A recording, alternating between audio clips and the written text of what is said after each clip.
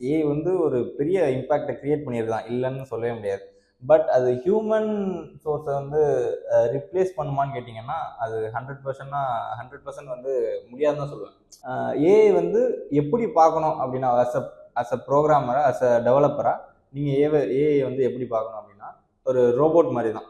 அது நீங்கள் என்ன கமெண்ட் கொடுக்குறீங்களோ அது செய்யும், அவ்வளோதான்.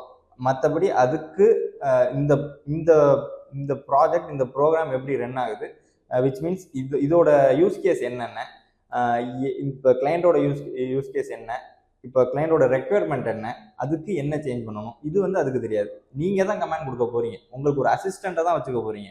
அப்படியே தான் நினச்சிக்கணும் நீங்கள். இப்போ எந்திரன் பார்த்தீங்கன்னா அதில் சிட்டி டிவியை போட்டோன்னே தூக்கி போடுவான், அதே தான் ஏஐ பண்ணும். டூல் வந்து அதுதான் பண்ணும், நீங்கள் தான் அதை வந்து ஹேண்டில் பண்ணணும். ஸோ இது வந்து ரீப்ளேஸ் பண்ணுமான்னு கேட்டீங்கன்னா 100% கிடையாது. ஏன்னா ஏஐ வந்து எல்லா ப்ராப்ளம்ஸையும் ஐடென்டிஃபை பண்ணி அதுவே எல்லாத்தையும் பண்ணுச்சுன்னா நம்ம கிளையண்டோட ரெக்குயர்மெண்ட்டுக்கு வந்து அது சரியாக வராது.